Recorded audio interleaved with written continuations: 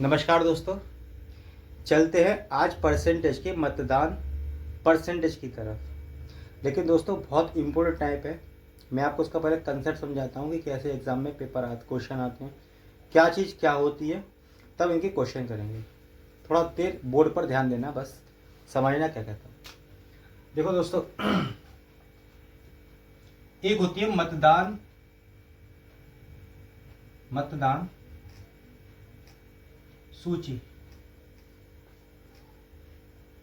मतदान सूची क्या होती है दोस्तों? मतदान सूची होती है जिसमें कैंडिडेटों के नाम लिखे होते हैं। कैंडिडेट सॉरी मत वोटरों के नाम लिखे होते हैं। जैसे कि मेरा नाम दीपक है, मैं वोट डाल सकता हूँ, मेरे पापा का नाम जो भी है, ऐसे अक्षर सबके नाम लिखे होते हैं, उसे बोलते हैं मतदान सूची। दोस्तों मतदान सूची से ही बनते हैं वोट। कैसे? जो इस सूची में नाम होंगे ना, वो लोग वोट कर सकते हैं। वो लोग क्या कर सकते हैं? मतदान कर सकते हैं। मतदान मतलब वोट डाल सकते हैं वो लोग। बड़ा लिख दो, मतदान। तो दोस्तों मतदान कौन लोग करते हैं? जिसका नाम मतदान सूची में होता है। ठीक है, मतदान सूची में नाम होता है वो मतदान कर सकते हैं। अब दोस्तों क्या होता है कि एक तक इस तरीके से एक पेपर होता है, उसमें उम्मीदवारों के नाम लिखे होते हैं। जैसे मैं बीजेपी का आदमी हूँ तो बीजेपी को वोट दूंगा। हाँ, कोई साइकिल का है तो साइकिल को वोट देगा। ठीक है। अब क्या होता है दोस्तों, मान के चलो इस तरीके से एक मोहर होती है और उस मोहर को इस पर लगा दिया जाता है। कौन? जैसे मैं वोट डालने गया, मैंने इस पर मोहर लगाई तो काउंटिंग हुई कमल के फूल की। ठीक है। लेकिन कोई मेरे तरह अनपढ़ आदमी पहुंच गया दोस्तों और उसने क्या करा, मोहर लगा दी यहां पर। जब दोस्त मोहर यहां पर लग गई तो ना तो मुझे पता चले कमल को वोट पड़ा, ना पता चले कि किसको वोट पड़ा। तो ये अवैध वोट हो जाता दोस्तों, अवैध वोट। ठीक है, इतनी बात समझ में आती है। अब मैं आगे समझाता हूं। और दोस्तों जो वोट वैध होता है उनको काउंट करा जाता है। यानी कि अवैध वोटों को काउंट नहीं करा जाता, वैध वोटों को काउंट करा जाता है। जो ठीक वोट पड़े हो उनको बोलते हैं वैध वोट। और वैध वोटों से गणना होती है, जिसको जीता, किसको कितने मिले, क्या मिले, कितने मिले, जो जीता जो हारा, वो वैध वोट से ही मिलते हैं। जीता, हारा, हारा और जो हारा। कहना मतलब ये है कि मतदान सूची से मतदान होते हैं। मतदान की कैटेगरी दो बटती हैं, एक अवैध वोट में, एक वैध वोट में। तो वैध वोटों से मतदान की गणना होती है। पहली बात समझ में आई। जैसे मैं अब तुम्हें लैंग्वेज के हिसाब से समझाऊं कि कैसे कैसे क्या होता है। मान लीजिए दोस्तों मेरे पास एक मतदान सूची है,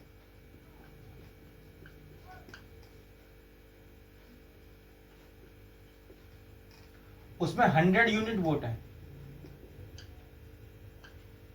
ठीक है, 100 यूनिट वोट उस मतदान सूची में, जिसमें कि 20% लोगों ने वोट ही नहीं दिया।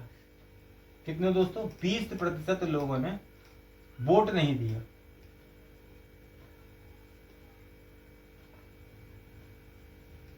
अगर 20% लोगों ने वोट नहीं दिया तो दोस्तों वोट कितने परसेंट लोगों ने दिया? आप कहोगे 80% लोगों ने, 80 यूनिट वोटों में। ठीक है, बिल्कुल ठीक बात। अब उसमें से दोस्तों कुछ 12.5% लोग ऐसे थे, 12.5% लोग ऐसे थे कि मतदान पर्ची में वोट तो चिन्ह तो लगाना था यहां पर। अरे चिन्ह बन जा भाई। और लेकिन चिन्ह लगाया यहां पर। कुछ ऐसे भी लोग थे, बड़ा समस्या। तो दोस्तों चिन्ह यहां की जगह यहां लग गया तो वो अवैध वोट हो गए। यानी कि अवैध वोट कितने थे? 12.5% अवैध वोट थे। तो अवैध वोट दोस्तों काउंट नहीं होते। अगर काउंट नहीं होते तो जो 80 यूनिट लोगों ने वोट डाला है तो काउंट कितने होंगे? 70 यूनिट वोट।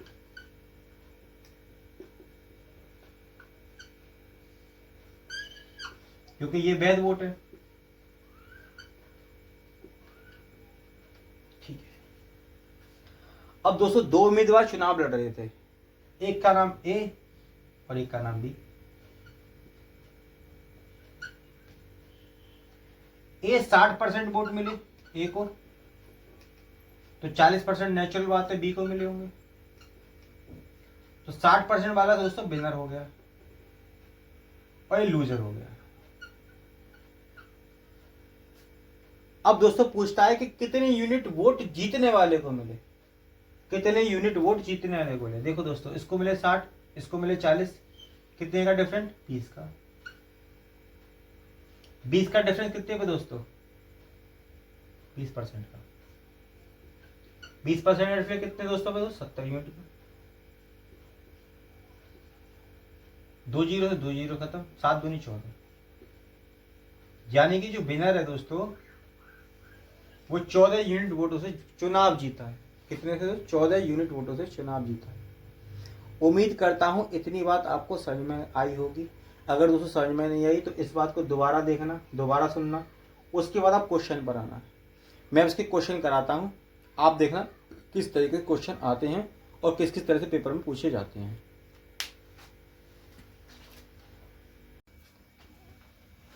नमस्कार दोस्तों, आइए चलते हैं परसेंटेज के फर्स्ट वोटिंग टाइप की तरफ।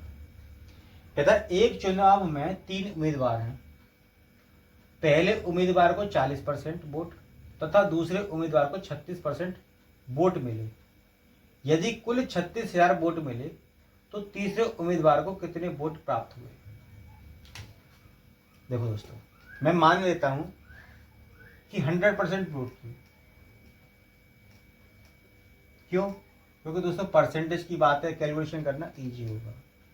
कहता पहले को तो मिले 40%, हाँ जी, और दूसरे को मिले 36%। अब 40 यहां हो गए, 36 यहां हो गए, तो 100 में से बचे कितने? 24%। कहता टोटल कुल 36,000 वोट मिले।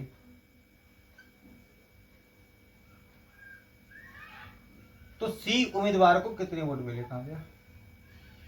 तो तीसरे उम्मीदवार को कितने वोट मिले? तीसरा दोस्तों 30 रही है, तो 24% की फ्रैक्शन होती है, तो 6/25।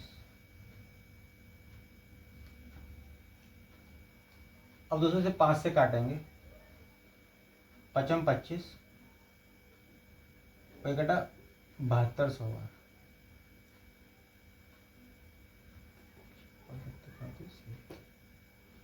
फिर दोस्तों 5 से काटेंगे तो 1440 बार। अब दोस्तों 1440 की गुणा कर देंगे हम 6 से। 0, 6 चौक 24 का 4, हासिल को गई 2, 6 चौक 24 और 2 28 का 8, हासिल को 2, 6 कम 6 और 2 8, 6 चौक 24 और 2 26 का 6, हासिल को 2, 6 कम 6 और 2 8। तो दोस्तों सी को मिले 8640 वोट। उम्मीद करता हूं इतनी बात आपको समझ में आई होगी।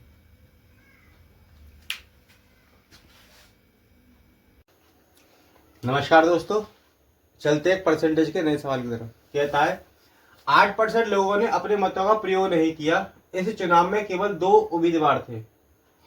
विजेता को कुल वोट के 48% वोट प्राप्त हुए। उसने 1100 मतों से विजय प्राप्त की। तो चुनाव में कुल मतदाता कितने थे? आइए दोस्तों समझाता हूं। मैं मानता हूं मतदाता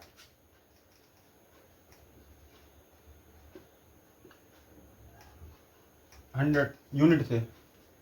मैं 100 यूनिट मान लेता हूं ऐसा कि मतदाता 100 यूनिट थे। अब कहता है जी 8% लोगों ने मत ही नहीं दिया। दोस्तों 100 यूनिट में से अगर 8% लोगों ने मत नहीं दिया तो मत कितने लोगों ने दिया होगा? आपको भी मानना है। 12 यूनिट ने वोट दिया होगा। अब क्या कहता है कि 2 उम्मीदवार थे जी, एक ए होगा एक बी होगा। मैं मान लेता हूं एक ए एक बी। दो उम्मीदवार थे। कहता है कि विजेताओं को कुल वोट का, इस बात को बहुत इंपॉर्टेंट लाइन है, कुल वोट का 48% मिला। मतलब दोस्तों कुल वोट थे 100, उसके 48% वोट इसको मिल गए। आप कहोगे जी मतदाता सूची से क्यों निकाल रहे हो? आप तो इससे निकालो, क्योंकि वोट की काउंटिंग तो इससे होती है ना, इससे नहीं होती। लेकिन दोस्तों वो कह रहा है कुल वोट का, कुल वोट मतलब मान के चलो मैं 10 रुपए कमाता हूं, अगला मुझसे 20 रुपए कमाता है, मैं 10 रुपए कमाता हूं, अगला 20 कमाता है, तो कोई ये कह सकता है ना कि 20 रुपए से आधा मैं कमाता हूं या 20 रुपए से आधा मैं खर्च करता हूं। तो यानी कि दोस्तों 10 रुपए ही तो मैं कमा रहा हूं, 10 रुपए मैं खर्च कर सकता हूं। मैं उसकी इनकम से नहीं कर रहा, मैं उसकी इनकम से कैलकुलेशन अपनी कर रहा हूं। उसी तरह कह रहा है कुल वोट के 48%, मतलब कुल वोट के 48% इसको मिल गए। अब कहता है क्या, ठीक है वोट प्राप्त हुए। अच्छा दोस्तों विनर जो है उसको 48% वोट मिले। ठीक है, अब दोस्तों 48% वोट अगर इसको मिल गए तो 100 का 48% कितना हुआ? 48, यानी कि इसको 48 वोट मिले होंगे। लूजर को कितने बोलेंगे? अब दोस्तों लूजर की कैलकुलेशन यहां से करेंगे। क्यों? क्योंकि उसने हमें गणना तो यहां से कराई है, लेकिन हम जीतना हारना डले हुए वोटों से देखते हैं, जो वैध वोट होते हैं। ठीक है दोस्तों, तो अब क्या करें? 92 में से 48 घटा दो, 12 में से 8 गया 4, वही बचे 4, यानी 44 वोट। यानी कि लूजर 44 वोट से हारा, और 44 वोट को लूजर को 44 वोट मिले तो विनर को मिले 48 वोट। उम्मीद करता हूं यहां तक बात आपको समझ में आई होगी। अब क्या कहता है जी? कहता है कि प्राप्त हुए, उसने 1100 मतों से विजय प्राप्त की। दोस्तों इसने 1100 मतों से, लेकिन ये देखो यहाँ पे एक यूनिट देखें तो कितने मतों से प्राप्त की? 4 यूनिट। और 4 यूनिट रिप्रेजेंट कर रहा है 1100 को, तो एक यूनिट दोस्त आए 275। आप करके देखना। ठीक है, तो पूछा तो चुनाव में कुल मतदाता कितने थे? मतदाता दोस्तों मतदाता कितने थे? 100 यूनिट माने थे, तो 100 गुणा 275 बराबर 27,500। उम्मीद करता हूं इतनी बात समझ में आई होगी आपको। राधे राधे दोस्तों।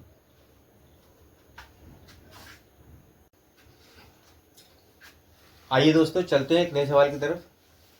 कहते हैं यदि तीन प्रत्याशी पी, क्यू और आर ने एक चुनाव में भाग लिया, पी ने क्यू से 35% अधिक मत प्राप्त किए। पी ने क्यू से 35%, मतलब 5 सत्ते 35 हो जाए दोस्तों 20। पी ने क्यू से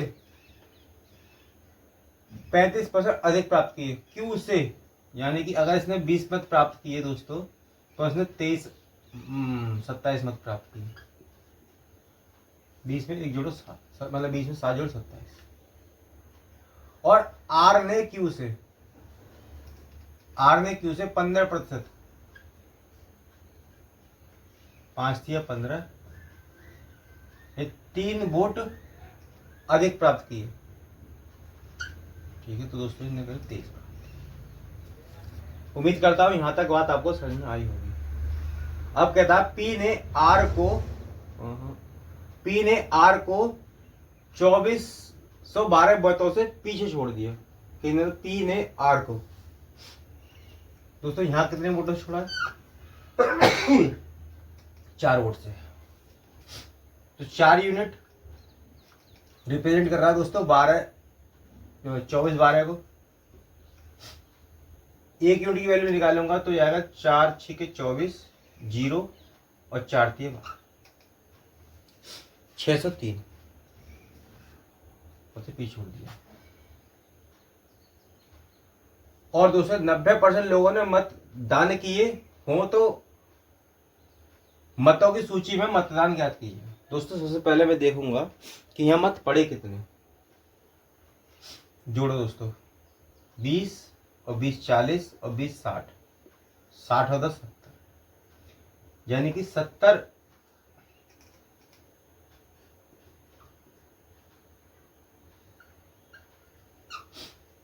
मुझे ये बात पता है कि 70 मतदान पड़े, लेकिन मतदान सूची में कितने वोट थे मुझे इस बात की कोई जानकारी नहीं है। क्यों? क्योंकि मुझे मतदान सूची में बता रखा है कि 90% लोगों ने मतदान किए। 90%, 90% मतलब दोस्तों 9/10। ये नंबर ऑफ वोटिंग 9/10 थे, तो मतदान कितने लोगों ने करे?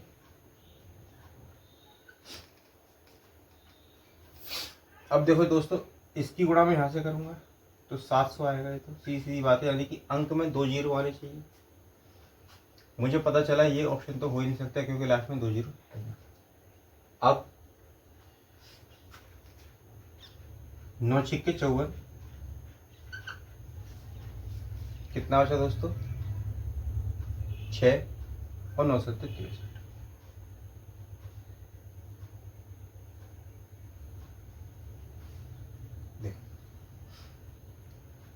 देखो 7 49, मतलब 2 डिजिट के बाद अंक 9 आना चाहिए। इसमें 9 है? नहीं है। इसमें 9 है? नहीं है। तो मेरा राइट ऑप्शन ए ऑप्शन होगा। उम्मीद करता हूं इतनी बात आपको समझ में आई होगी।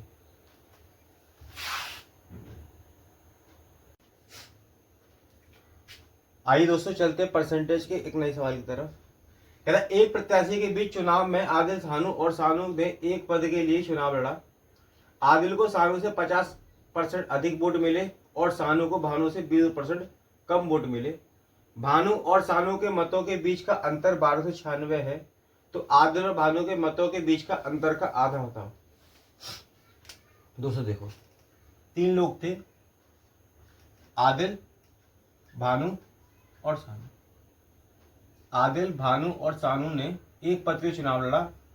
आदिल को सानू से 50% अधिक वोट मिले, यानी कि दोस्तों इसको अगर 2 मिले हैं तो इसको मिले होंगे 3। आप कहोगे कैसे? 50% मतलब होता है दोस्तों 1/2। देखो ऐसे परसेंट आऊंगा, 50 से कम 50, 50 से, यानी कि अगर सानू को 2 वोट मिले हैं तो आदिल को मिला हुआ 1 ज्यादा है 3। दूसरी लाइन में कहता है और सानू को भानु से 2% कम वोट मिले। 2% मतलब दोस्तों 2 ही कम 2 50, यानी कि भानु को अगर वोट 50 मिले हैं तो सानू को मिलेंगे 49। इतनी बात समझ में आई तो मैं आगे चलता हूं दोस्तों। अनुपात लेना आपको आता होगा। अनुपात में क्या करते हैं, यहाँ सानू को 2 वोट मिल रहे हैं, सानू को 49, तो इनको इक्वल करो। यहाँ 2 से गुणा करो, यहाँ 49 से गुणा करो, यहाँ से 2, यहाँ 49। 4 9 3 27 का 7, हासिल लगी 2, 4 3 12 13 14, यह है 100 और दोस्तों यह है 98। अब आगे देखो क्या कहता है, भानु और सानू के मतों के बीच का अंतर 1296। इन दोनों के बीच का अंतर है दोस्तों 2 यूनिट रिप्रेजेंट कर रहा है 1296 को। 1 यूनिट की वैल्यू कितनी आएगी दोस्तों? 6, 2 चौके 8 और 2 छिक्के 12।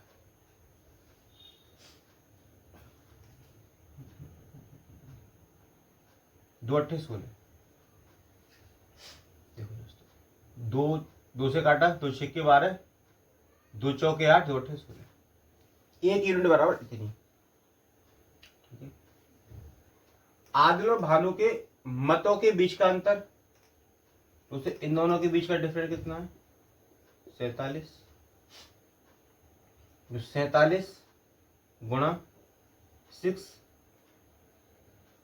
4 8 डिवाइड बाई 2 क्यों सर आपने 2 से डिवाइड क्यों कर दिया?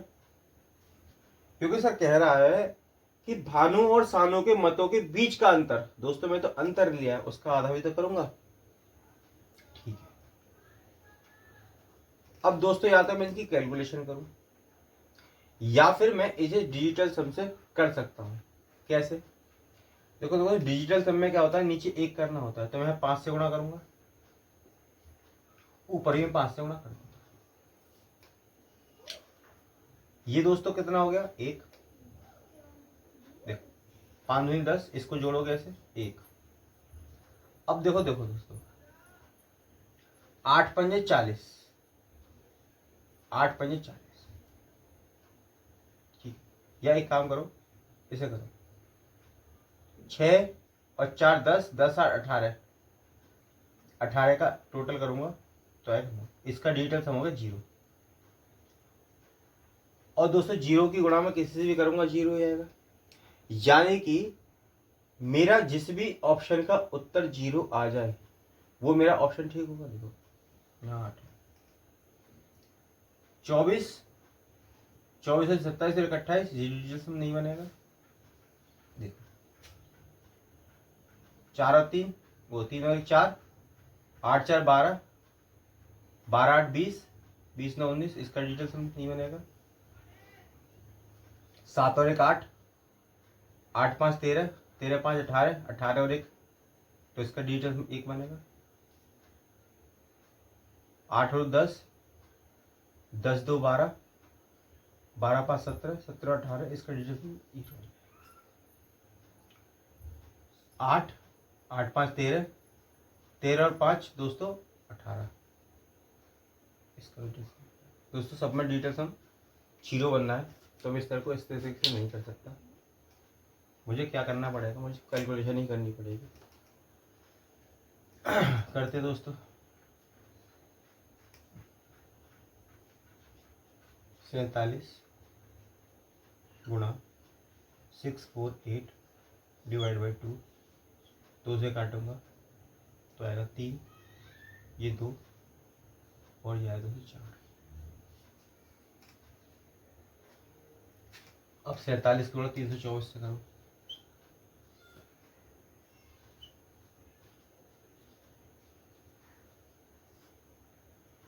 7 चौके 28, हासिल लगी 2। देखो दोस्तों 8 इसमें भी है, इसमें भी, इसमें भी, यानी कि ये ऑप्शन तो मेरा हो नहीं सकता, तो ऑप्शन कौन सा हो जाएगा? उम्मीद करता हूं इतनी बात आपको समझ में आई होगी।